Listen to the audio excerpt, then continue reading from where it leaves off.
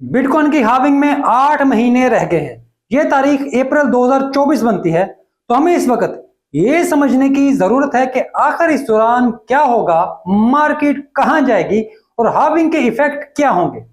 ऐसी कौन सी चीजें हैं जो इस बार मुख्तलिफ हैं, जो पिछली हार्विंग के वक्त नहीं थी। इस अहम तरीन मौजू पर बात करने के लिए ही मैंने ये वीडियो बनाई है, ताकि आपको इस अहम तरीन मामले पर एक अच्छी अपडेट और ओवरऑल सिचुएशन बता सकूं। तो मैं हूं अली रेहान, आप देख रहे हैं crypto Baba. So let's dive in.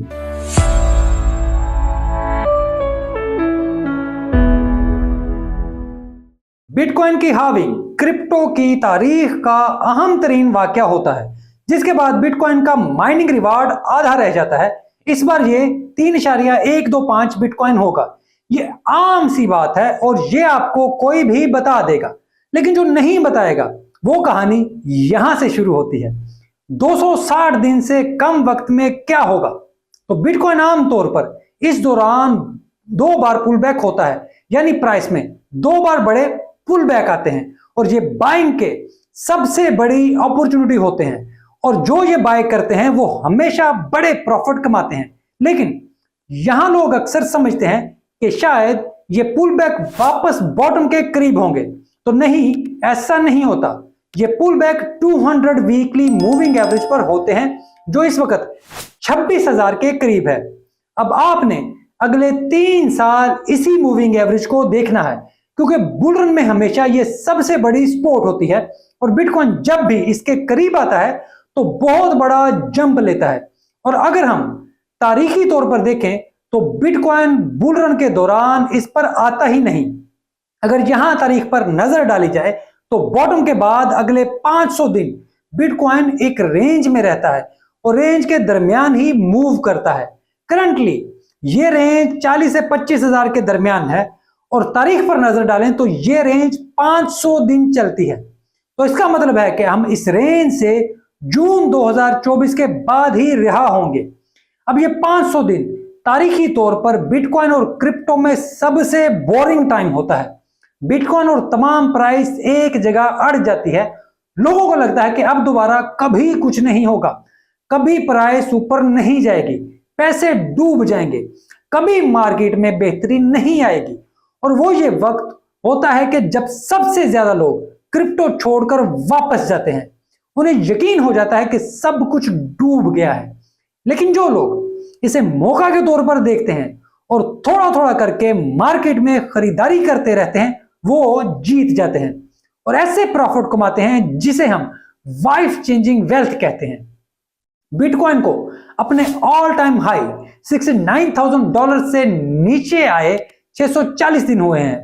पिछले दोनों साइकिल्स में बिटकॉइन को वापस पिछले ऑल टाइम हाई पर पहुंचने में 1000 दिन से ज्यादा लगे थे।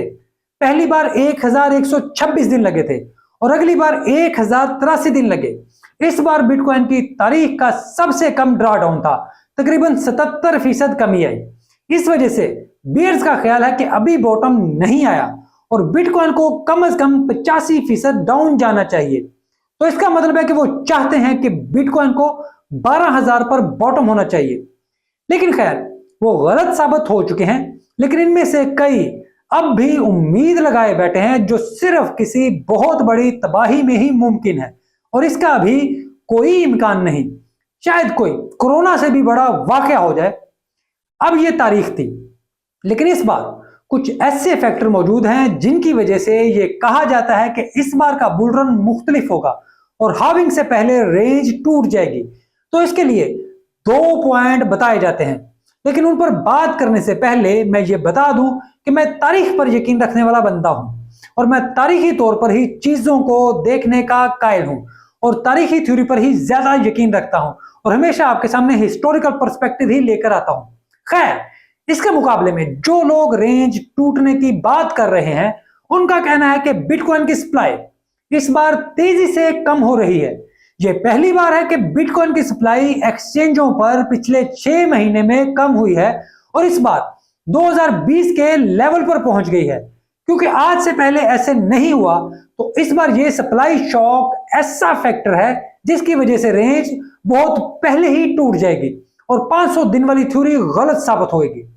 अगर आप देखें तो हर बार बुल रन्स में बिटकॉइन की एक्सचेंजों पर सप्लाई बढ़ती थी, जो इस रेंज के दौरान होना शुरू हो जाती थी।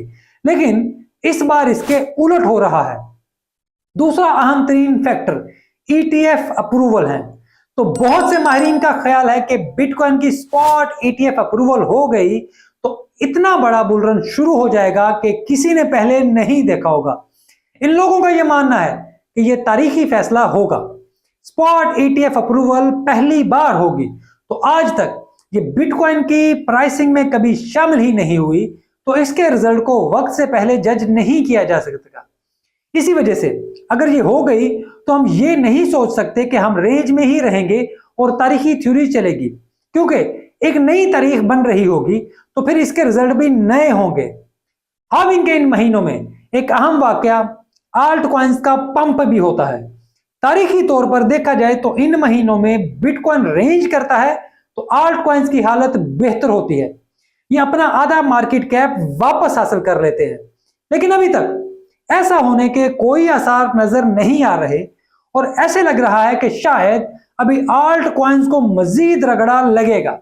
लेकिन मैं तारीखी चीजों को अहमियत देता हूं और इसी वजह से मुझे उम्मीद है कि शायद इस बार भी ऐसे ही हालात होंगे और अगले 8 महीने आल्ट कॉइन्स में कदरे बेहतरी आएगी। ये मेरी राय है, लेकिन मैं यहां जानना चाहता हूं कि आपकी इस सब के बारे में क्या राय है और आप बिटकॉइन के इन 8 महीनों को कैसे देख रहे हैं, क्योंकि ये सबसे अहम मौका है और इसको समझना हम सबके लिए बहुत जरूरी है।